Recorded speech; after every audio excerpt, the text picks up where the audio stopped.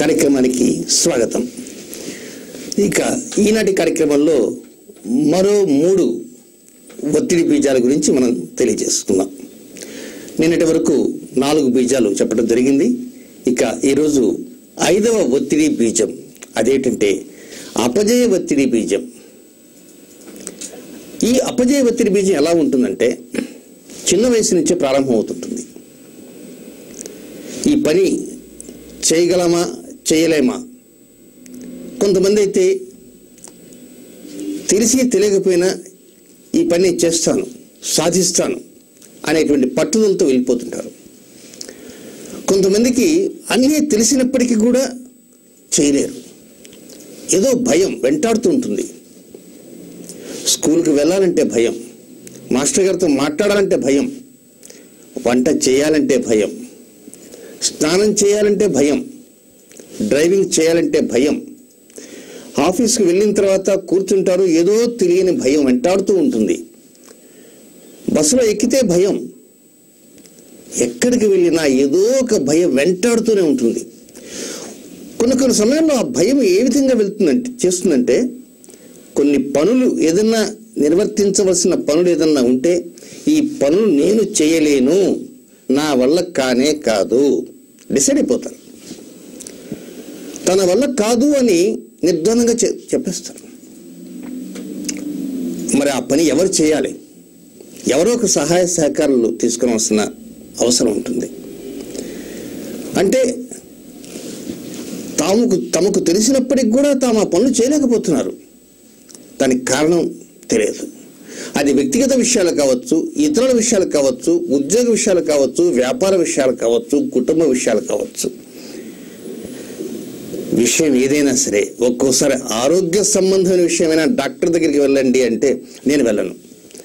ఏమి డాక్టర్ దగ్గరికి వెళ్తే ఏదో ఒక మందు మాకు ఇస్తాడు కదా అంటే, ఏమో చచ్చిపోతాడని చెప్తాడేమో డాక్టర్, ఏదన్నా ఇది ప్రమాదం ఏమో, ఇది ఏదైనా ఆపరేషన్ చేయాలంటాడేమో, ఇది ఇంజక్షన్ చేయాలంటాడేమో. ఇవన్నీ రకరకాలైనటువంటివి మనసులో అలా పెనవేసుకుంటారు. ఆ పెనవేసుకున్నటువంటివి అన్నీ అపజయాలకి మూలాలు. ఈ భయము అనేటువంటి బీజం ఏదైతే ఉందో దీని ప్రభావం బాల్యం నుంచి వస్తుంటుంది. దీని వలన ఒకే ఒక సమస్య, అదేమిటంటే లివర్ ప్రాబ్లం. జీర్ణశక్తి తగ్గిపోతుంది. చాలామంది గమనించండి, మీరు ఎప్పుడైతే భయపడకుండా ధైర్యంగా ఈ పని నేను చేయగలను అని మీరు అనుకుంటారో వెంటనే మీలో కొన్ని మార్పులు వస్తుంటాయి. రేపు ఉదయాన్నే బంద్ జరుపుతారటండి, ఫలాని పార్టీ వారు మొత్తం రాష్ట్ర వ్యాప్తంగా బంద్ చేయాలనుకుంటున్నారు అంటే రేపు ఉదయం ఎక్కడికో వెళ్ళాలా, మరి ఎలా బంద్ అట. వెంటనే భయం, ఇంక ఈ రాత్రి నుంచి నిద్రపోరు. రేపు ఉదయం బంద్, అమ్మాయి స్కూల్కి వెళ్ళాలి లేదా అబ్బాయి స్కూల్కి వెళ్ళాలి, బంద్ అయితే ఇంట్లో కూర్చుంటారు కదా అని భార్య చెబుతుంటుంది. వినరు, అది ఏమన్నా జరుగుతుందేమో. పైగా ఈ వీధిలో నుంచే వెళ్తారట, ఈ వీధిలో వెళ్ళేటప్పుడు ఏదైనా కాల్పులు జరుగుతారేమో, ఇంకంతే మంచమే పడుకుంటాడు, ఆలోచిస్తుంటారు. ఇలాంటివన్నీ అపజయ ఒత్తిడి బీజాలు అంటారు. ఇది మనసులో పడితే పోవటం చాలా కష్టం. కనుక ఇలాంటి వాటిని చిన్నప్పటి నుంచే దూరంగా ఉంచాలి. అతి చిన్న వయసు నుంచే పిల్లలకి నేర్పుతూ ఉండాలి. ధైర్యంగా ముందుకు వెళ్ళేటువంటి శక్తి సంపన్నం వాళ్ళకి కలుగు చేయాలి. ప్రణాళికాబద్ధంగా మనం కల్పించినప్పటికీ కూడా ఇంకా లోపల ఉంటూనే ఉంటుంది. వాటి పరిహారాల ద్వారాను లేక కొన్ని ఉదాహరణలు చెప్పేటువంటి అంశాల మీద దృష్టి ఉంచి ఆ తర్వాత ఆ అపజయ ఒత్తిడి భయాన్ని పారద్రోలుతూ ఉండాలి. ఇక 6వది ఉంది, సమయలేమి ఒత్తిడి. ఈ సమయలేమి ఒత్తిడి ఇదొక విశేషంగా ఉంటుంది. మనిషిని ఒక్కొక్కసారి కుప్ప కూలేట్ చేస్తుంది, రకరకాల ప్రవర్తనలకు దారితీస్తుంది. పిల్లవాడే ఉన్నాడు, హోంవర్క్ ఇచ్చారు మాస్టర్ గారు, వీడు హోంవర్క్ చేయడు, మహా సోమరి. హోంవర్క్ చేయకుండా ఏదో ఆ బిల్లకోడు ఆ ఆట ఈ ఆట ఆడుతాడు, గమనిస్తాడు. రేపు ఉదయం రాసుకుందాం అని కూర్చుంటాడు. ఆ సమయానికి నిద్ర లేవటం ఆలస్యంగా లేస్తాడు. ఇంకా హడావుడిగా వెళ్ళాలా, స్కూల్కి వెళ్ళాలా, ఈ హోంవర్క్ ఉంటుంది, ఇది ఒక లోపల రకమైనటువంటి భయం ఆందోళన వస్తుంటుంది. ఇక ఆ రోజు ఆలోచిస్తాడు, ఈ హోంవర్క్ చేయకపోతే మాస్టర్ గారు ఏం చేస్తారో. ఇక స్కూల్కి ఎగవేసేటువంటి వాళ్ళు కొంతమంది ఉంటారు. సరే, పిల్లలంటే రకరకాల హోంవర్క్స్ ఉంటుంది. పెద్దవాళ్ళు కూడా ఒక్కొక్కసారి కొన్ని ముఖ్యమైన పనులు సమయానికి చేసుకోరు. రేపు చేసుకుందామనండి, తొందర ఉంది, కాసేపు టీవీ చూద్దామనో, లేకపోతే వేరే వాళ్ళతో కాలక్షేప బఠానీలు ఉంటాయి కొన్ని, ఆ కాలక్షేప బఠానీలతో టైం అంతా కూడా కొంత అటు పంపిద్దామనం. ఈ టైం పాస్ బఠానీలు పెద్ద ప్రాబ్లమాటిక్ ఇష్యూ. కనుక ఎప్పుడు కూడా కాలక్షేపానికి మాటలు చెప్పేవారు మనకు చాలామంది ఉండొచ్చు. కానీ కాలక్షేపానికి మాటలు చెప్పారంటే మనకున్నటువంటి ముఖ్యమైనటువంటి పనులు దెబ్బతినే అవకాశాలు కూడా ఉంటాయి. ఇది ఒక్కసారి చాలా ప్రాబ్లం. ఇది దేని వల్ల వస్తున్నది? సోమరితనం వల్ల వస్తుంది. ఈ సోమరితనం అనేటువంటిది ఎంత దూరం తీసుకుపోతుంటే మనిషిని ఒక్కొక్కసారి పూర్తిగా హాస్పిటల్ పాలయ్యే స్థితి దాకా వెళ్తుంది. చిన్న ఉదాహరణ మీకు తెలియజేస్తాను. దాదాపుగా నేను 8th క్లాస్ 9th క్లాస్ చదివేటువంటి రోజుల్లో ఒక తహసీల్దార్ గారు ఉండేవారు. ఆ రోజుల్లో ఏపీ గవర్నమెంట్ ఏం చేస్తుందంటే రైతులందరికీ ఈ ఎరువులు కొనుక్కోవడానికి పాస్ పుస్తకాలు లాంటివి పెట్టింది. ఆ పాస్ పుస్తకం మీద ఆ ఊరు కరణం గారి సంతకం ఉంటుంది, తహసీల్దార్ గారి సంతకం ఉంటుంది. అప్పుడు మండలాలు లేవు, మండల వ్యవస్థ. తహసీల్దార్స్ ఉండేవారు. ఆ తహసీల్దారు చాలా మంచి వ్యక్తి పాపం. ఆయనకి పురాణాల కాలక్షేపాలు, ఎక్కడన్నా గుళ్ళు గోపురాలు వెళ్తే అక్కడికి పోయి కూర్చునేదినో పురాణాలను విని వస్తుంటాడు. కొంచెం పనికి సోమరి అని చెప్పాలా. అయితే ఆ కలెక్టర్ గారు ఏం చేశారంటే, పర్టికులర్గా ఇవన్నీ కూడా ఫలానా తేదీ లోపల డిస్ట్రిబ్యూట్ చేసేయాలా రైతులందరికీ అని చెప్పేశాడు. ఎవరికి? ప్రతి గ్రామంలో ఉండే రైతులందరికీ కూడా ఈ పాస్ పుస్తకాలు అంటే ఇచ్చేయాలి. రేషన్ కార్డు లాగా ఉంటుంది, పెద్ద బుక్ అది. ఆ బుక్ ఇచ్చేసేయండి, వాళ్ళు ఇంకా తగిన విత్తనాలు కానీ ఎరువులు కానీ కొనుక్కుంటారు సబ్సిడీ ధరల మీద అని. సహజంగా రైతులకు విత్తనాలు కొనుక్కోవటం అంటే ముఖ్యంగా అవసరం కనుక వాళ్ళు ఎప్పుడెప్పుడు పుస్తకాలు వస్తాయని వాళ్ళు సిద్ధంగా ఉన్నారు. సరే, పలాని 8వ తారీఖు కల్లా పుస్తకాలన్నీ కూడా డిస్ట్రిబ్యూట్ అయిపోవాలా అని హుకుం జారీ చేశారు కలెక్టర్ గారు. ఒక్కొక్క విలేజ్లో దాదాపు నియర్లీ 3 నుంచి 3.5 పుస్తకాలు ఉంటాయి. ఆ తహసీల్దార్ గారి అండంలో 400 గ్రామాలు ఉన్నాయి. అంటే 400 గ్రామాలు ఇంటూ దాదాపు 3,000 యావరేజ్ వేసుకున్న 12 లక్షల పాస్ పుస్తకాలు ఉంటాయి. ఒక్కొక్క పాస్ పుస్తకానికి 2 చోట్ల సైన్ చేయాలి. ఈయన ఏం చేశారంటే, మా ఫాదరే వెళ్ళి పుస్తకాలను తీసుకుపోతే, కరణం గారు పుస్తకాలు పెట్టండి, రేపటి రోజు సంతకం పడేస్తాను. పెద్ద అది కాదండి, సంతకాలు చేయాలంటే చాలా కష్టం కదా అంటే, ఓ భలేవారే, అది ఎంతలోకండి అన్నాడు. మా ఫాదరు నేను ఆలోచించే విధంగా ఆలోచిస్తాడు. చాలా కష్టం సార్, కొద్దిగా మీరు దయచేసి సంతకాలు పెడితే. మీకేం లేదు, కరణం గారికి పెట్టేసి వెళ్ళండి, నేను చేస్తే కదా, టైం ఉంది. ఈరోజు ఎంత? 5వ తారీఖే, 8వ తారీఖు కదా, ఇచ్చేస్తా పోండి అన్నాడు. ఈయన పాటికి ఈయన ఏదో టెంపుల్కి వెళ్ళాడు, సహస్రాభిషేకం ఈ అభిషేకాల్లో దిగిపోయాడు. 6వ తారీఖు వచ్చింది. మా ఫాదర్ కరణం కనుక ఆ విధంగా అందరూ వచ్చేసరి 400 ఊర్ల వాళ్ళు తెచ్చుకొని పెట్టారు. ఇక 6వ తారీఖు సాయంత్రానికి ఈయనకి అర్థమైపోయింది పరిస్థితి. 8వ తారీఖు డిస్ట్రిబ్యూట్ చేయాలా, కేవలం 24 అవర్స్ టైం ఉంది. ఈ 24 అవర్స్లో ఒక్కొక్క పాస్ పుస్తకానికి 2 సైన్స్ లేక 24 లక్షల సంతకాలు పెట్టాలి. పెట్టగలడా? ఆలోచనలు పడ్డాడు. ఆలోచనలు పక్కన పెట్టి సృహ తప్పిపోయినాడు. ఆ దగ్గరలోనే డాక్టర్ గారి దగ్గర తీసుకుపోయినారు. ఈయన్ని హాస్పిటలైజ్ చేశారు. హాస్పిటల్లో సెలైన్ వెక్కారు. దాదాపు ఒక వారం రోజుల దాకా ఈయన తాకటం లేదు అన్నారు. కానీ ఎట్లా? అప్పుడు ఎవరో ఒక వ్యక్తి తెలివిగా ఏం చేశారంటే, ఈ లాభం లేదని చెప్పేసి ఒక 10 ఆకుపచ్చ కలర్ ఉండేటువంటి ఇంక్ బాల్ పెన్స్ తీసుకొచ్చి, ఆయన కారు డ్రైవరు, ఆయన మిస్సెస్, ఆయన కూతురు, అందులో నేను కూడా ఒక వ్యక్తిని, నేను కూర్చొని ఏదో అట్లా ఒక సైన్ లాగా పెట్టడం, ఆ స్టాంప్ వేయటం. అంటే దాదాపు 24 లక్షల సంతకాలు, 24 లక్షల స్టాంపింగ్స్, అంటే 48 లక్షలు. ఎంత పని!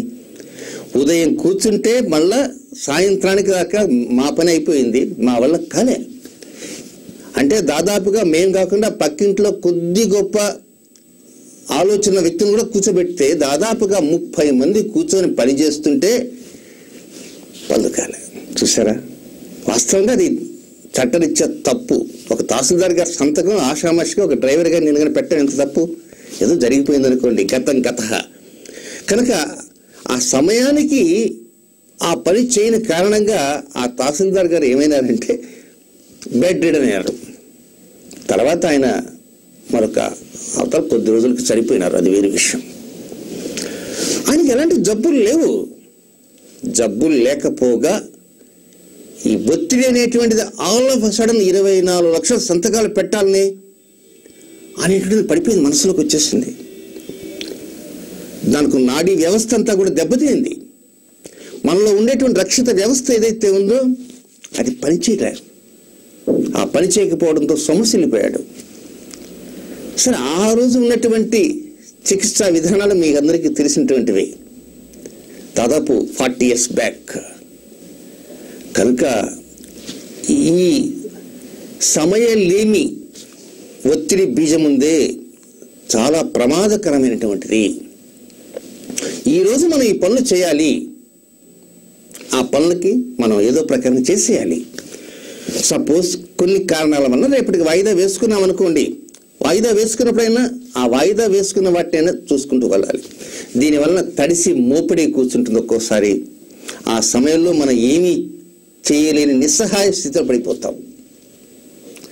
కనుక దీనివల్ల ఒత్తిడి భారం పెరుగుతుంటుంది. ఒక మాట మాట్లాడబోయి మరొక మాట మాట్లాడతారు, ఒకవైపు వెళ్ళబోయి ఇంకొక వైపు వెళ్తుంటారు. ఒక పని చేయాలనుకుంటారు, 6 పనులు చేసి కూర్చుంటారు. ఈ 6 పనులు కూడా పనికిమాలిన పనులు, అసలు పని మర్చిపోతారు. ఒక్కోసారి జ్ఞాపక శక్తి తగ్గిపోతుంది. కనుక అనేక రకమైనటువంటి అనారోగ్యాలు ఏవైతే ఉంటాయో ఆ అనారోగ్యాలు కూడా వీటి వల్లే వస్తుంటుంది. అంటే సోమరి అనేటువంటిది ఒక విధంగా కొంతకాలం తర్వాత ఆ సోమరితనం ఒత్తిడి బీజంగా మారుతుంది. దీనికి ఒక చిన్న జోక్ లాంటిది కూడా చెప్తాను. అదేమిటంటే, ఒక ఇంట్లో బయట ఒక కుక్క ఎండలో పడుకొని ఉంది, ఒక ఇంటికి ఎదురుగా. ఎవరన్నా అలాంటి వ్యక్తి అక్కడికి వెళ్ళాడు. ఆ కుక్క ఒకటే మొరుగుతున్నది. నేనుండి, ఏమండి ఆ కుక్క అలా మొరుగుతున్నది ఏమిటి, పాప దానికి ఏదన్నా ఇబ్బందా లేకపోతే సమస్య ఏదైనా ఉందా, కొంచెం ఏదైనా గమనించకూడదా, కర్ణ కఠోరంగా ఉందా, అరుస్తుంటే బాధగా మూలుగుతున్నది అని నాలాంటి వ్యక్తి అన్నాడు. అంటే ఆ ఇంటి పెద్ద ఆయన అన్నాడు, అయ్యా ఇదేం కాలం తెలుసా, ఎండల కాలము. అది రాత్రి ఎప్పుడో ఏదో టైంకి వచ్చి పడుకుంది అక్కడ. అది ఆలస్యంగా నిద్రలేస్తుంది. నిద్ర లేచేటప్పటికి ఎండ బాగా తీవ్రంగా వస్తుంది. ఆ ఎండ తీవ్రంగా వచ్చిన కారణంగా ఎండంతా దయ పడుతుంది. ఆ ఎండకి తట్టుకోలేకది అంతే తప్ప అక్కడి నుంచి లేచి ఒక 5-6 అడుగులు వేస్తే నీడ వస్తుంది. ఆ నీడలో పోయి పడుకోదు. అంటే అది ఏడుస్తూ రోదిస్తూ ఆ విధంగా అరుస్తూ అయినా అక్కడ పడుకుంటుందే తప్ప నీడలోకి పోదు అన్నాడు. అంటే ఇలాంటి వాళ్ళు కొంతమంది ఉంటారు. అంటే కేవలం అక్కడి నుంచి వెళ్ళాలంటే జస్ట్ 5 అడుగులు వేస్తే ఆ కుక్క నేరుగా వెళ్ళి నీడలో పడుకుంటుంది. ఆ నీడలో పడుకోవటానికి బద్ధకించి అరుస్తూనే కూర్చుంది ఆ ఎండకి. Just it's joke. కనుక సోమరితనం కానీ ఇలాంటివి కానీ ఒక్కొక్కసారి మనిషిని ప్రాణాంతకమైనటువంటి స్థితిలో కూడా తీసుకుని పోతుంటుంది. ఆ సమయానికి మనం చేయలేని పని కారణంగా ఇతరుల చేత కొన్ని రిమార్క్స్ కూడా పడుతుంటాయి. మనం చేసే వృత్తి వ్యాపారాల్లో కొన్ని మెట్లు ఎక్కలేకపోతుంటాము. మనకు వచ్చేటువంటి ఆదాయ వనరులు ఏవైతే ఉంటాయో వాటి ఒక్కోసారి దానికి తగిన విధంగా సంపాదించలేకపోతాము. ఆదాయ వనరులు పడిపోవటానికి కూడా అవకాశం ఉంటుంది. వీటి వలన ఆర్థిక సంబంధంగా ఇబ్బంది కాకుండా, ఇతరులకి కొన్ని ఇబ్బందులు కాకుండా, వ్యక్తిగతంగా కుటుంబ పరంగా అనేక సమస్యలు కూడా వస్తుంటాయి. కాబట్టి సోమరితనము అనేటువంటిది ఒత్తిడి బీజంగా మారకూడదు. ఒకవేళ సోమరితనం ఉంటే దాన్ని కంట్రోల్ చేసుకునే ప్రయత్నం చేయాలి. సోమరితనం ఒకవేళ ఉన్నా దాన్ని 2వ రోజుకి ఏదో ప్రకారంగా అప్పుడు చేయవలసిన పని సోమరితనం వల్ల కావచ్చు, టైం లేక కావచ్చు, ఏదైనా సరే. కనుక ఈ సోమరితనం అనేటువంటిది 2 రకాలుగా ఉంటుంది. ఒక్కోసారి మామూలుగా సోమరితనంతో పనులు ఆపుకోవటం, టైం లేక పనులు ఆపుకోవటం. అంత టైం లేక పనులు ఆపుకున్నప్పటికి కూడా ఆ తర్వాత ఆ టైం లేక పనులు ఆపుకున్నటువంటి వాటిని టైం ఉన్నప్పుడు చేసుకోరు, అప్పుడు వాయిదా వేస్తారు కావాలని. దట్ ఈజ్ సోమరితనం. కనుక ఈ లేజినెస్ వల్లనే ఇలాంటి సమస్యలు వస్తుంటాయి. ఇక చివరిగా ఉన్నటువంటి ఒత్తిడి బీజం, ఇది చాలా ప్రమాదకరమైనటువంటి ఒత్తిడి బీజము. దీంట్లో అనేక రకరకాల ఒత్తిడి బీజాలు, అనేక రకాల బీజాల సమూహం అంతా దీంట్లోనే ఉంటుంది. ఇది మరొక గ్రహం కూడా దీనికి తోడవుతూ ఉంటుంది. సహజంగా ఇప్పటిదాకా చెప్పినటువంటి పాయింట్స్లో 6 ఒత్తిడిలో మనసుకు సంబంధించినటువంటి చంద్రుడు మాత్రమే దాని మీద యాక్టివేట్ చేస్తూ ఉంటాడు. ఈ చివరిలో చెప్పేటువంటి ఒత్తిడి బీజం ఉందే, వినాశ ఒత్తిడి బీజం. ఇది వినాశ ఒత్తిడి బీజం. ఈ వినాశ ఒత్తిడి బీజాన్ని సమూలంగా నిర్మూలించుకోవాలంటే చాలా కష్టం. ఈ వినాశ ఒత్తిడి బీజం దేని వల్ల వస్తుందంటే కోపం వల్ల వస్తుంది. అందుకే ఒక పెద్దలు చెప్తారు, తన కోపమే తన శత్రువు, తన శాంతమే తనకు రక్ష. ఈ కోపం అనేటువంటిది సంకల్పితంగా వస్తుంటాయి, అసంకల్పితాలు వస్తుంటాయి, రకరకాలుగా వస్తుంటాయి కోపాలు. కనుక ఈ కోపం అనేటువంటిది ఒక్కొక్కసారి వస్తే ఉన్న పలంగా పోదు, తారాస్థాయిలో వెళ్ళిపోతుంటుంది. ఒక్కొక్కసారి రోజుల తరబడి ఉంటుంది, సంవత్సరాల తరబడి ఉంటుంది. మానవ సంబంధాలే మఠమైపోతాయి. అంతేకాదు, ఒక్కోసారి కోపం వస్తే దానికి ఒక అర్థం, పరమార్థం ఉంటూ ఉండాలి. కోపం అనేది ఒక లిమిటెడ్ స్థాయి వరకు మాత్రమే అది అనుకూలం, ఆ తర్వాత అది ప్రతికూలం. ఈ కోపాన్ని పెంచేటువంటి గ్రహమే కుజుడు, కుజగ్రహము. మేష వృశ్చిక రాశులకి అధిపతి అయినటువంటి వాడు కుజుడు. చంద్రుడు ఇంతవరకు చెప్పినటువంటి 6 ఒత్తిడి బీజాలకు ముఖ్య కారకుడైతే ఈ బీజానికి చంద్రుడితో పాటు కుజుడు కూడా కలుస్తాడు. కొంతమంది అనుకుంటారు నాకు చంద్రమంగళ యోగం ఉందండి అని.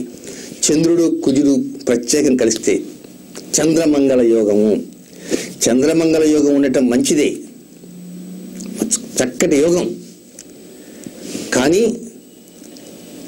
జ్యోతిష్ శాస్త్రిగా చంద్రమంగళ యోగం మంచిదైనప్పటికీ ఒక్కోసారి ఈ చంద్రమంగళులు కలిస్తే మాత్రం ఆ సమయానికి కుజుడి యొక్క స్థితిగతులను బట్టి కూడా మనం ఆ యోగ ఫలితాన్ని తీసుకుంటూ ఉండాలి. ఆవేశాలకు వెళ్ళిపోతుంటారు. కొంతమందికి ఎదుటి వారితో మాట్లాడాలంటేనే భయపడతారు, దీనికి అంత ఆవేశంగా ఉంటాడు. ఒక్కొక్క ఇంట్లో శ్రీమతి భర్తతో మాట్లాడలేదు, లేదా ఒక భర్త శ్రీమతితో మాట్లాడు. ఆ శ్రీవారికి కానీ శ్రీమతికి కానీ ఉంటుంది. సినిమాలు ఎక్కువ సూర్యకాంతం ఉంటుంది సరే, అలాగా ప్రతి చిన్న విషయానికి రెచ్చిపోతాడు. చెప్పేదేదో అర్థం కాదు, చెప్పాలనుకుందా చెప్పడు, చేసేదా చెప్పడు, చెప్పేది చేయడు, అర్థం కాదు. అలాంటి వాళ్ళతో విసిగి వేస జీవనం సాగిస్తూ ఉంటారు. ఈ టైప్ ఒక టైప్. రెండవది, చాలా సాత్వికంగా ఉంటారు, చాలా బుద్ధిమంతులుగా ఉంటారు. కానీ ఏదో సమయంలో వచ్చేస్తుంది, పొడుచుకొని వస్తుంది, అమాంతం నెత్తిన పడుతుంది, పిడుగులా పడిపోతుంది, ఒక స్థాయిలాగా వెళ్తాడు. కానీ అక్కడ కంట్రోల్ చేసుకుందాము అని అనుకుంటాడు ఈ వ్యక్తి. కానీ ఎదుటి వారు చెప్పేటువంటి హావభావాలను బట్టి ఇక్కడ కంట్రోల్ కాదు, స్థాయి పెరుగుతుంది.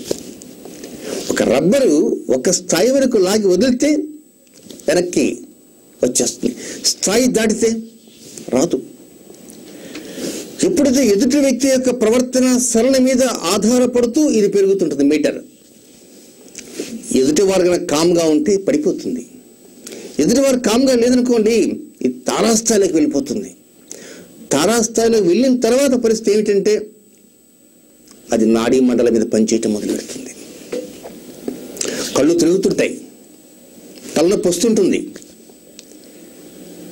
రోమాలు నిక్కబుడుచుకుంటాయి. అప్పుడు ఏం మాట్లాడుతుంటారో అర్థం కాదు, పెదాలు వణుకుతుంటాయి, చాలా బీపీ అప్ అండ్ డౌన్స్ తిరుగుతుంటుంది. చూసారా ఎన్ని రకాలైనటువంటి సమస్యలు. మరొక కేసు ఏమిటంటే, మూడో కేసు, దీంట్లో కోపం అనేది వస్తుంది. కోపం వస్తే దాన్ని బహిర్గతం చేయలేక లోపలే అలాగే కప్పిపుచ్చుకుంటారు. అది యువతులు కావచ్చు, యువకులు కావచ్చు, యవ్వన వయసులో ఉన్నటువంటి వారి కొంతమందికి మొటిమల రూపంలో వస్తుంటాయి. మనం సహజంగా వాళ్ళు బ్యూటీ క్లినిక్స్ పోవటం, రకరకాల క్రీములు వాడటం చేస్తుంటారు. జ్యోతిష్ శాస్త్ర ప్రకారంగా దానికి ఒకే ఒక క్రీమ్ ఉంది. ఎవరైనా సరే ప్రేక్షకుల్లో ఎవరికైనా యవ్వన వయసులో ఉన్నటువంటి వారికి ముఖాన మొటిమల్లాగా వస్తున్నాయనుకోండి, అవి ఎందుకు వస్తాయి? సైన్స్ ప్రకారంగా సైన్స్ ఏదో చెప్తుంది, ఇక డాక్టర్లా వారు ఏదో చెప్తారు, ఇక జ్యోతిష ప్రకారంగా వారికి ఇప్పుడే చెప్తారు పరిహారం. ఏంలే, 4 గోడల మధ్య కూర్చోండి, ఒక బంతిని తీసుకోండి, చాలా కసిగా బంతిని గోడకేసి కొడుతుండండి. గోడకేసి బంతిని కొట్టండి, మళ్ళా వస్తుంది, మళ్ళా కొట్టండి, మళ్ళా వస్తుంది, మళ్ళా కొట్టండి. ఈ విధంగా బంతిని కొడుతూ ఉండండి. రోజు ఒక ½ అవర్ చేస్తూ ఉండండి. ఒక 30-40 డేస్లో ఈ మొటిమలు తగ్గిపోతాయి. విచిత్రంగా ఉంది కదా. అంతే. అంటే ఈ కేటగిరీలో ఆ కోపం అనేటువంటి దాన్ని, అంటే అది కూడా ఒత్తిడి బీజమే, లోపల గూడు కట్టుకొని ఉంటుంది. ఆ యవ్వన వయస్సులో వచ్చేటికి అది పరోక్షంగా పుల్లగా అలా ఇలా తయారవుతుంటుంది. యవ్వన వయసు దాటిన తర్వాత అనవసరంగా ఏదో రకంగా ఒంటి మీద పుండ్లగాను, ఒక్కోసారి ఎండల కాలంలో సెగగడ్డలు అంటుంటారు, ఆ సెగగడ్డల్లాగే వస్తుంటాయి.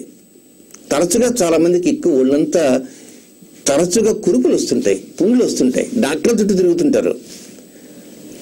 మరి ఏంటి వీటికి కారణం? వారి శరీరంలో అంతర్గతంగా ఈ కోపం అనేటువంటి బీజం పేర్కొని ఉంటుంది. ఆ కోపం అనేటువంటి బీజం ఏదైతే ఉందో దాన్ని చల్లగా శాంతపరచాలి. దాన్ని చల్లగా శాంతపరచాలంటే దానికి ఎట్లా శాంతపరచాలి? పరిహార రూపంలో అంటే 7 ఉన్నాయి కనుక వీటి చిట్ట చివరిలో దానికి పరిహారం చెబుతాం. కానీ ఇలాంటి వారు ఎవరైతే ఉంటారో వారికి అది ఏదో ప్రకారంగా బయటపడాలి. మనం చూస్తూ ఉంటాం, మన దగ్గర ఎవరో ఒకరు వస్తారు, ఏంటి బాబు సంగతి అంటే, ఏం లేదండి మా నాన్న ఇట్లా అన్నాడండి, మా అమ్మ ఇలా అన్నది, వాళ్ళ ఇంట్లో వ్యవహారం అంతా పూసగుచ్చినట్టు చెప్పి మనల్ని ఏదో ఒక ట్రాక్లో తీసుకుపోతాడు. ఏమయ్యా ఇదంతా నాకు చెబుతున్నావు, నేనేమో ఆర్చేవాడిని కాదు, తీర్చేవాడిని కాదు కదా, మరి ఎందుకు చెబుతున్నావంటే ఆ పొట్ట ఉబ్బరం అట్టడిది, అదంతా అవతల వాడి దగ్గర వెళ్ళకుంటే కానీ అతనికి హాయిగా ఉండదు. అంటే తన మనసులో బాధ, తన మనసులో ఏదైతే బాధ గూడు కట్టుకో ఉందో ఆ గూడు కట్టుకున్న బాధని తనకు ఆత్మీయంగా మాట్లాడేటువంటి వ్యక్తులు, స్నేహితులు కావచ్చు, బంధువులు కావచ్చు, ఎవరైనా కావచ్చు, తెలియని వ్యక్తి కావచ్చు, ఆ తెలియని వ్యక్తి దగ్గర కూర్చున్నా కూడా చెప్పేస్తారు. అప్పుడు ఆ బాధ తగ్గుతుంది. నేను ఒకసారి రైల్వే స్టేషన్లో కూర్చో ఉన్నా, ఒక వ్యక్తి వచ్చి పక్కన కూర్చున్నారు. ఆయన ఎవరో నాకు తెలియదు, నేను ఎవరో ఆయనకు తెలియదు. కొద్దిసేపు అయిన తర్వాత నా దగ్గర ఉన్న పేపర్ తీసుకున్నాడు, కొద్ది పేపర్ ఇవ్వండి అన్నాడు. పేపర్ మాట్లాడిన తర్వాత తమరు ఏ ఊరు వెళ్ళాలండి అన్నాడు. మెడ్రాస్ వెళ్తున్నానయ్యా అన్న, చాలా కాలం క్రితం. ఇంకా అక్కడ బంధువులు అండి అన్నాడు. ఎవరు లేరు. ఇట్లా మాటలు కలిపాడు. కలిపిన తర్వాత నేనండి ఇంట్లో అలిగొచ్చానండి, మరి నాకేమండి అని మొదలుపెట్టాడు. ఇంకా ఎక్కడెక్కడికో వెళ్తున్నాడు. నేను ఆయన్ని ఎలా ఆపాలనే సంగతి నాకు అర్థం కాలే. చివరికి అంతా వినిన తర్వాత నేను ఏమంటే అన్నా, కాసేపు ఆగుతావా, ఇంకా నువ్వు చెప్పవలసిందంటే చెప్పేసి నేను వెళ్తాను, కనుక నాకు బండి లేటు కదా, నేను బయటకు వెళ్ళేసి కొంచెం కాఫీ గిఫీ తాగి రావాలా అంటే, అయిపోయింది సార్ తొందరలో, మీకు చెప్పుకుంటే కానీ నా బాధ చల్లారుదన్నాడు. చూసారా, అంటే అవతల వ్యక్తి తనకు ఆత్మీయంగా ఉన్నాడు అని అనిపిస్తే చెప్పేసుకుంటారు. ఒక్కోసారి ఇంట్లో చెప్పకూడనటువంటి విషయాలు కూడా చెప్పేస్తారు. దీనివల్ల ఏమవుతుంది? ఆ కడుపులో ఉన్నటువంటి గూడు కట్టుకున్న బాధ తొలగిపోతుంది. మరి అక్కడ ఉన్న బాధ తొలగిపోయింది కదా. లైక్ దాట్ ఈ శరీరంలో గూడు కట్టుకుని ఉన్నటువంటి కోపం అనేది ఉంది, బీజము, అది తగ్గాలి. పైకి ఏం కనపడరు, అస్సలు ఎక్కడా కూడా వారి కోపం వచ్చినట్టుగా అనిపించదు, కానీ శరీరంలో ఉంటుంది. దానివలన అనవసరమైనటువంటి వ్యాధులు వస్తుంటాయి. డాక్టర్ తిరిగిపోతారు, సార్ డాక్టర్ గారు ఇదేదో ఇట్లా వాచిందండి, కాలు కొంచెం చీము కారిందండి అని ఆయన ఏదో మంది ఇస్తాడు. ఆ తర్వాత ఈ పక్కకు వస్తుంది, ఇది కొంచెం ఏదో ఇన్ఫెక్షన్ లాగా ఉంటుంది, నువ్వు పొద్దుస్తమానం ఏంటంటే దాని మీద గీరకు తీసి అటు ఇటు తాకపోయో చెప్పేసి యాంటీబయాటిక్స్ ఇస్తారు, కానీ తగ్గవు. దానికి ఏం చేయాలి? చేసేది ఏమిలే, ఇందాక చెప్పినట్టుగానే వాలీబాలో ఏదో ఒక బంతో లేకపోతే బేస్బాలో ఇలాంటి వాటిని తరచుగా ఇంట్లో కూర్చొని అలాంటి బాల్ని కసిగా గోడకేసి కొడుతుంది, అటు ఇటు ఇటు కొడుతూ కొడుతూ కొడుతూ రోజు ఒక ఎక్సర్సైజ్ లాగా అనుకోండి. రోజు ప్రాక్టీస్ చేస్తారనుకో, మీ శరీరంలో మీకు తెలియకుండానే లోపల ఉన్నటువంటి ఆ ఉద్రేకం అనేది ఏదైతే ఉంటుందో, ఆ కుజగ్రహం ఇచ్చేటువంటి ఉద్రేకం ఏదైతే ఉంటుందో, ఆ ఉద్రేకం పరోక్షంగా ఆ బంతి మీద చూపిస్తుంటారు. ఆ బంతి మీద చూపిస్తున్న సంగతి మీకు తెలియదు. అదే అక్కడ గమనించాల్సింది. మనస్తత్వ శాస్త్రాల్లో ఈ ఆస్ట్రో సైకాలజీలో వెరీ సింపుల్గా ఉంటుంది. ఆ కుజుడు కొన్ని కారణాల చేత బయటపడినవాడు కనుక ఈ విధంగా ఉండేటువంటిది వాడు కొంతమంది ఉంటారు కనుక ఆ ఒత్తిడి అనేది ఆ విధంగా ఉంటుంది. ఇక తర్వాత కేటగిరీ ఈ ఒత్తిడిలోనే ఎలా ఉంటారంటే, అప్పు చేస్తారు, అప్పు తీర్చలేరు, ఈ అప్పు తీర్చడానికి కోసంగా మరొక చోట అప్పు చేస్తారు. ఇంక ఇదే చైన్ సిస్టమ్. సంపాదన ఉండదు, జలసాలకు మరుగుతారు, ఖర్చులు పెరిగిపోతుంటాయి, లగ్జరీస్ పెరిగిపోతుంటాయి, ఇంకా దొంగతనాలకు పోతుంటారు, రకరకాల అటువంటి వ్యసనాలన్నీ కూడా తోడవుతుంటాయి. ఈ వ్యసనాలు తోడయి కొంత స్థాయి దాటిన తర్వాత అప్పుడు గూడు కట్టుకుంటుంది ఒక రకమైనటువంటి ఉద్రేకం. ఆ ఉద్రేకం కసిగా మనిషిలో ఉంటుంది. ఆ ఉద్రేకం ఏ విధంగా అవుతుందంటే, దారిని ఎవరైనా పోతుంటే గొంతు పిసికి చంపేసి వాళ్ళ దగ్గర బంగారం దోచుకోవాలన్న స్థాయిలోకి తీసుకుపోతుంది. చూసారా? ఒక్కోసారి అప్పుల బాధ తట్టుకోలేక కూడా తాము మందు తాగి బిడ్డలు కూడా మందు ఇచ్చారని మనం చెప్పుకున్నాం. ఒక కేటగిరీ ఆత్మహత్యలు చేసుకునేవారు. అంటే ఆ కోపము అనేటువంటి ఆ బీజము మనసు మీద ఈ ప్రకారంగా ప్రకోపించి మనిషి చేత ఆత్మహత్యలకు దారి తీయించడం కాక తనతో పాటు తన బిడ్డలను కూడా తీసుకుపోయే విధంగా చేయిస్తుంది. ఇది కూడా ఈ ఒత్తిడిలో భాగమే. మరొకరు ఉంటారు, అతను అన్ని పనులు చేయడానికి చక్కగా చేయగలడు, అతని మనస్సు బాధపడింది అనుకోండి, బయటపడ్డు గుట్టుకు వెళ్ళిపోతాడు. వెళ్ళిపోయిన తర్వాత కొన్ని గంటల తర్వాతను అది తగ్గుతుంది, మరలా వస్తాడు, మరలా కూర్చొని మాటలు చెబుతుంటాడు, పనులు చేస్తుంటాడు. ఏమయ్యా నిన్న ఉన్న పొలంగా హడావుడిగా వెళ్ళిపోయినవేమిటి, చెప్ప పెట్టకుండా పిలుస్తున్నా వెళ్ళిపోయినవి ఏంటి, కనీసం ఆలోచన ఉండాలి కదా అంటే, నేనండి పలానా చోటుకు వెళ్ళానని కూడా సమాధానం చెప్పడు, తలకాయ ఇలా ఉంచుకుంటాడు, కారణం చెప్పడు. తనలో ఒక కోపం అనేది ఉన్నది, ఆ కోపాన్ని బహిర్గతం చేయలేకపోతున్నానని చెప్పడు. పోనీ అబద్ధమైనా చెప్తాడా? అబద్ధం ఆడు. మనసు బాగలేదు, తలనొప్పిగా ఉంది, తలనొప్పిగా ఉందంటే తలనొప్పిగా ఉంది చెప్పవచ్చుగా, పోడు కదా. అంటే ఆ లోపల ఆ విధంగా ఆ ప్రభావం పడిపోతుంది, మాటల్ని రానివ్వదు, దానికి తోడు ఇది అసత్యాన్ని ఆడనివ్వదు. గమనించారా? మాటల్ని మాట్లాడనివ్వదు, అసత్యాన్ని ఆడనివ్వదు. ఈ అసత్యాన్ని ఆడనివ్వకుండా, మాటలు రానివ్వకుండా, ఈ మాట అనేది దేని వల్ల వస్తుంది? నోటి వల్ల వస్తుంది, వాక్. నేను నిన్న హడావుడిగా కావాలని వెళ్ళానండి, మీ మీద కోప్పడి వెళ్ళాననే మాట రాడు. ఇంట్లో అర్జెంటుగా పని ఉందండి, మా అమ్మగారో లేక మా శ్రీమతి గారో మా పిల్లలు రమ్మన్నారని చెప్పడు. మీ మీద అక్కస్తో వెళ్ళాననే మాట అనడు. కామ్గా ఉంటాడు. అది శరీరంలో ఎక్కడో ఒక తావులో నిలబడుతుంది. ఆ తర్వాత మరొక నెలకు 2 నెలలకు ఇలాంటి ఇన్సిడెంట్ మళ్ళీ జరుగుతుంది. ఆ విధంగా ఇన్సిడెంట్ మీద ఇన్సిడెంట్స్ జరుగుతూ ఉంటుంది. ఇవి నేరుగా శరీరంలో పెరిగిపోతుంటాయి. వీటి వలన రక్త ప్రసరణలో అనేక రకమైనటువంటి మార్పులు చేస్తుంటాయి.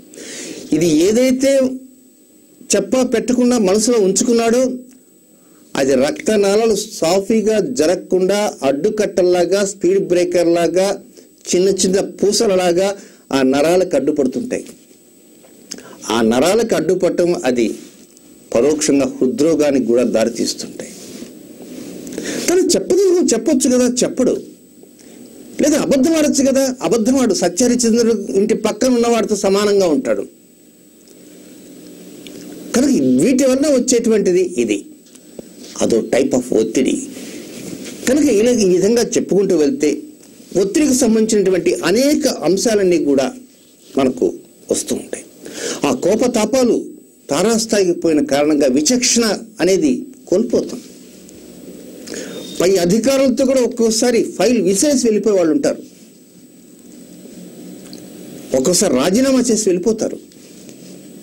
అరే, ఇంటికి వెళ్ళిన తర్వాత భార్య బిడ్డలు ఏమవుతారు, మన గతి ఏమిటి అనే ఆలోచన ఉండదు. ఫైల్ విసిరేయటము, రాజీనామా చేసేయటము, వెళ్ళిపోతారు. అంటే తమ స్థాయిని కోల్పోతారు. తమకు కావాల్సినటువంటి ఆర్థిక స్థితి తర్వాత ఏమిటి అనే విషయం కూడా మర్చిపోతారు. ఒక్కోసారి ఆ భావోద్రేకంలో ఏం చేస్తారో అర్థం కాకుండా ఆత్మహత్యకు గురవుతారు. తండ్రి ఏదో చిన్న మాట అన్నాడని అటు కుమార్తె కానీ కూతురు కానీ బెడ్రూమ్ తలుపులు వేసుకొని ఆత్మహత్య చేసుకున్న వారు ఎంతో మంది ఉన్నారు. ఇవన్నీ ప్రమాదకరమైనటువంటి ఒత్తిడి సంపాదించింది. అందుకే ఇది వినాశ ఒత్తిడి. 7వ ఒత్తిడే వినాశ ఒత్తిడి. కనుక మొత్తం 7 రకాల ఒత్తిడిలో మొదటి 6 ఒత్తిడులు అవి సమస్యలే. అవి నిదానంగా ఎప్పుడో సైలెంట్ కిల్లర్ లాగా పనిచేస్తుంటాయి. కానీ 7వ బీజం ఉందే, ఆల్ ఆఫ్ సడన్ బరస్ట్ అయిపోతుంది. అది దానికి దీనికి తేడా. దానికంటే ఒక టైం బౌండ్ ఉంటుంది, 7వ దానికి టైం బౌండ్ ఉండదు. మొదటి 6 బీజాలు కొంత అవతల వాళ్ళు చెబుతుంటే అర్థం చేసుకుంటారు, కొంత మారుతారు, కొంత మారలేరు. 7వది బ్రహ్మదేవుడు వచ్చి కూర్చున్నా కూడా మారరు. బ్రహ్మదేవుడు వచ్చినా కూర్చున్నా మారినటువంటి వారు, ఎదుటివారు చెప్పినా కొంత మారినటువంటి వారు ఈ పరిహారంతో మారతారా అని మీకు అనుమానం రావచ్చు. Yes, that is astro psychology.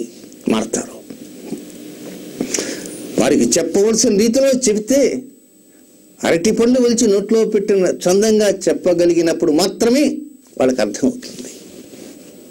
కట్టె కొట్టే తెచ్చా అంటే అర్థం కాదు. అందుకే కొన్ని పాయింట్స్ 1కి 2-3 సార్లు ఎందుకు చెప్పగలుగుతున్నానంటే, ప్రస్తుతం మనం వెబ్ టీవీలో ఉన్నాం, బఫరింగ్ అవుతుంటుంది. ఒక్కోసారి కూర్చొని వినలేరు. మనసంతా కూడా చాలా వరకు ఆలోచన ఉంటుంది. ఒక వ్యక్తి ఉన్నాడు, ఫర్ ఎగ్జాంపుల్ నేనే ఉన్నాను అనుకోండి. నేనే లిఫ్ట్లోకి వెళ్ళాను, బటన్ కొట్టా, కింద 1st ఫ్లోర్లో ఉన్నది 4th ఫ్లోర్ 5th ఫ్లోర్ రావాలి. ఈ లోపలే టెన్షన్ బిగిన్ అవుతుంది. మనం చేసే రాచకార్యం ఏమి ఉండదు. అక్కడ కింద గేట్ వేయండి, please close the door, please close the door అని పైకి వినపడుతుంటుంది. ఎవరు పట్టించుకోరు. వెళ్ళే వ్యక్తి దగ్గరికి వేయకుండా సగం వదిలేసిపోతారు. అంతే. ఆ 1 మినిట్లో అసహనం, ఆ అసహనం ఒక్కోసారి కోపంగా మారుతుంటుంది. కనుక ఇలాంటివి ఎన్నో రకాలుగా ఉంటుంటాయి. వీటిని కంట్రోల్ చేసుకుంటూ కూడా వెళ్ళాల్సిన అవసరం ఉంటుంది. అయితే వీటన్నిటికీ ఎందుకు చెబుతున్నానంటే, వెబ్ టీవీ చూస్తున్నప్పుడు ఆ బఫరింగ్ వల్ల కావచ్చు, మరొకటి వల్ల కావచ్చు, ఆ కొద్దిసేపు 1 నిమిషం కూడా తాళలేరు. రకరకాల భావాలు వాళ్ళకు వచ్చేస్తుంటాయి. అందులో 1కి 2 సార్లు చెప్తున్నా. పరోక్షంగా ఎందుకు ఈ విధంగా సాగబీకుతున్నాను మాత్రం దయచేసి అనుకోకండి. మనుషులకు ఉన్నటువంటి మనస్తత్వాల గురించి బాగా 40 సంవత్సరాల నుంచి చాలా ఇన్డెప్త్ చదివాను, తెలుసుకున్నాను, పరిశోధించాను, పరిశీలించాను, ఆకలింపు చేసుకున్నాను, ఆస్వాదించాను, వివరిస్తున్నాను. తెలుసుకోవడానికి ప్రయత్నం చేయండి. దీనికి సంబంధించిన పుస్తకాలు ఎక్కడ మీకు దొరకవు, నేను రాస్తే తప్ప. రాస్తానా? ప్రయత్నం చేస్తున్నా. కనుక ప్రతి వ్యక్తికి ఉన్నటువంటి భావనలన్నీ కూడా ఈ మొదటి 7 ఉన్నాయి కనుక వీటి వల్లనే ఈ రోజున ఉన్నటువంటి డాక్టర్ల సంఖ్య పెరిగిపోతున్నది. ఆ డాక్టర్ గారు బాగా సంపాదించాడండి, కోట్లు సంపాదించాడండి, ఆయన దాదాపు ఒక పెద్ద కార్పొరేట్ లెవెల్లో పెద్ద హాస్పిటల్ మెయింటైన్ చేస్తున్నాడండి అనగానే యువతలు ఉండేటువంటి వ్యక్తికి మా అబ్బాయిని కూడా చదివించాలి. ఇప్పుడు దాదాపుగా నేను పరిశోధించిన దాన్ని బట్టి నాకు అర్థమైంది ఏంటంటే, చాలామంది డాక్టర్లు కావాలి, డాక్టర్లు కావాలి, డాక్టర్లు కావాలి అంటున్నారు. ఇలాగ డాక్టర్లు కావాలి, డాక్టర్లు కావాలి అనుకుంటున్న వారిని, డాక్టర్లుగా ఉన్నటువంటి వారిని ఎదురుగా నిలబడి నేను క్వశ్చన్ చేశా. ఏమంటే మీరు డాక్టర్లు కావాలనుకుంటున్నారు, ఎందుకోసం? ఎందుకోసమే సార్, మా చిన్నప్పుడు మా నాన్న ఎంతో బాధలు పడ్డాడు, చదివించలేకపోయినాడు, మరి మేమైనా డబ్బు సంపాదించుకోవాలి కదా. చూసారా, డబ్బు సంపాదించుకోవడం కోసం డాక్టర్ వృత్తి పెడుతున్నారా, ప్రజాసేవ చేయాలని ఉద్దేశంతో డాక్టర్ వృత్తి చేపట్టారా? ఒక్క వ్యక్తి మాత్రం నాకు తారసపడ్డాడు, కానీ అతను మెడికల్ సీట్ రాలే. అతను అన్నది ఏం తెలుసా, కొన్ని మారుమూల గ్రామాల్లో జబ్బులు వచ్చి చనిపోతూ ఉంటారండి, వాళ్ళు సరైన వైద్య చికిత్స అందించేవారు ఉండరు. కనీసం నాకు చిన్నప్పటి నుంచి కోరికండి అలాంటి వారిని. ఏం చేద్దారంటే మా ఇంట్లో ఆ విధంగా సరైన స్థితిలో డాక్టర్లు దొరక్క మేము ఎంతో కోల్పోయినాము. కనుక కనీసం నేను జీవితం వెళ్ళే లోపల అలాంటి పని చేయాలనుకునే వైద్య వృత్తులకు దిగాలనుకున్నా, కానీ నా కర్మ ఇట్లా పట్టిందండి. నేను అప్పుడు అన్నా, డోంట్ వర్రీ, ఏదో ప్రకారంగా నీ కోరిక తీర్చుకోవాలంటే మార్గాలు నేను చెప్తాను. ఒక వ్యాపారం చేయి, డబ్బు సంపాదించు, ఆ డబ్బుతో ఒక డాక్టర్ని కొనేసేయి. ఎక్కడైతే చేయాలనుకుంటావో అక్కడికి వెళ్ళి ఆ డాక్టర్ యొక్క సేవల్ని అక్కడికి సంతోషంగా నమస్కారం పెట్టి వెళ్ళాడు. ప్రస్తుతం అతను అదే పనిలో ఉన్నాడు. అలాగా ఎంతోమంది రకరకమైన భావంతో ఉన్నవారు ఉంటారు.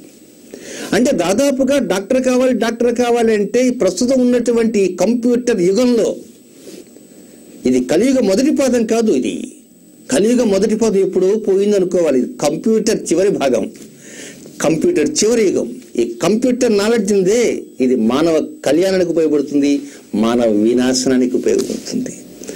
కంప్యూటర్ తొలి యుగము, కంప్యూటర్ చివరి యుగము అన్నీ ఇదే. ఈ యుగంలో మనిషి ఆయుష్ని కుంగదీస్తున్నది. వాతావరణ కాలుష్యం ఏ విధంగా వస్తున్నదో ఈ టెక్నాలజీకి సంబంధించినటువంటిది ఉంది చూసారా, ఈ టెక్నాలజీ లేటెస్ట్గా వచ్చిన టెక్నాలజీ, ఈ టెక్నాలజీ కూడా మనిషి అనేక రకమైనటువంటి జబ్బులకి గురి చేస్తుంది. ఇప్పుడు జబ్బులు పెరుగుతున్నాయో డాక్టర్ల యొక్క ఆవశ్యకత కూడా పెరిగింది. డాక్టర్లు ఎప్పుడైతే పెరిగారో మనిషికి ఆలోచనలు పెరిగాయి. వాళ్ళంతా డాక్టర్లు అయితే మనము డాక్టర్లు కావాలా, వాళ్ళంతా డబ్బు సంపాదిస్తుంటే మనము డబ్బు సంపాదించాలనుకున్నారే తప్ప మన సేవాభావంతో ఎందుకు డాక్టర్లు కావాలి, వారి సంఖ్య చాలా తక్కువ. దేశంలో ఎంతోమంది సిద్ధాంతం ఉండొచ్చు, నేను ఉన్నాను, మిగతా వాళ్ళు ఉన్నారు. నేను నా కోణంలో నేను చెప్పుకుంటూ వస్తున్నా, అది నాకు ఇష్టం. అది మీ అందరికీ చైతన్యవ్వాలి, మీ అందరికీ ఒక చైతన్యం తేవాలి, మీలో కొన్ని కొత్త మార్పులను తీసుకురావాలి, మీ అందరికీ జ్యోతిషం నేర్పాలనేది నా తపన. మరొకరు ఏదో ప్రకారంగా మీ నుంచి సొమ్ము వసూలు చేసుకొని మిద్దెలు మెడలు కట్టుకోవాలని మరికొంతమంది ఉండొచ్చు. ఒక్కొక్కరు భావనలు ఒక్కొక్క రకంగా ఉంటాయి. కనుక ఏదేమైనప్పటికీ ఈ 7 ఒత్తిడి బీజాలు ఏవైతే ఉన్నాయో వాటిని సమూలంగా మనం నిర్మూలించుకునేటప్పుడు మాత్రమే మనకు మనశ్శాంతి లభిస్తుంది. మనకు మనశ్శాంతి లభించినప్పుడు మాత్రమే కార్యసాధన వైపు మొగ్గు చూపుతాము, కార్యసాధన లక్ష్యం మొగ్గు చూపుతాము. కనుక ఇప్పుడు మనశ్శాంతి రావాలంటే 7 చెప్పాం. కనుక ఈ 7ంటికి మనం ప్రత్యేకంగా 2 తిథులు చెప్పుకున్నాం. ద్వాదశి తిథులు, శుక్లపక్ష ద్వాదశి, కృష్ణపక్ష ద్వాదశి. కనుక ఇక మనశ్శాంతి సిద్ధంగా ఉంటుంది. మనశ్శాంతి సిద్ధంగా ఉన్న తర్వాత లక్ష్య సాధన వెళ్తాం. ఈ లక్ష్య సాధన వెళ్ళాలంటే కొన్ని మెట్లు ఎక్కాలి. ఆ లక్ష్య సాధన వెళ్ళాలంటే కొన్ని మెట్లు ఎక్కాలి. ఆ మెట్లు ఎక్కాలంటే వాటికి కొన్ని తిథులు అవసరము, కొన్ని నక్షత్రాలతో కూడిన తిథులు అవసరము, వారాలతో కూడిన తిథులు అవసరము. మనకి ఇప్పటికి వచ్చిన తిథులు కొన్ని మాత్రం వచ్చాయి, మిగిలిన తిథులు రావాలి. మిగిలిన తిథులు ఎప్పుడైతే పూర్తయిపోతాయో అప్పటితో ఈ సబ్జెక్ట్ పూర్తవుతుంది. కనుక ఈ 7 ఒత్తిడిలో చివరి ఒత్తిడి చంద్రుడితో పాటు కుజుడు కూడా చేరాడు. అందుకే ఇది వినాశ ఒత్తిడి బీజం. ఆ కుజుని చాలా కంట్రోల్లో పెట్టుకోవాలి. కుజదోషం అని అనుకోకండి. ఈ మధ్యకాలం ప్రతి ఒక్కరు చిన్న సమస్య వచ్చినా కుజదోషం. కనుక ఆ కుజుడు కొంచెం తీవ్రంగా సమస్యను తెప్పిస్తుంటాడు. కుజుడు లేకపోతే మానవ జీవనం మనుగడే లేదు. నవగ్రహాల ప్రభావం లేకపోతే అసలు జీవనమే సాగదు. అన్ని గ్రహాలు అనుకూలమే. మనకు అగ్గిపుల్ల అటు మన జీవితానికి గమ్యం చూపిస్తుంది, మన జీవితాన్ని నాశనం చేస్తుంది. అగ్గిపుల్లతో జ్యోతి వెలిగించుకున్నాం, స్టవ్ వెలిగించుకున్నాం, అక్కడ ఉపయోగపడింది. అదే అగ్గిపుల్ల తీసి పూరింటికి పెడితే దగ్ధమైపోతుంది. దానికి తెలుసా? అయ్యో నేరుగా తీసిపోయి పూరింటికి నిప్పిస్తున్నాడే, మనం వెలగకూడదు అనుకోదా, వెలిగింది.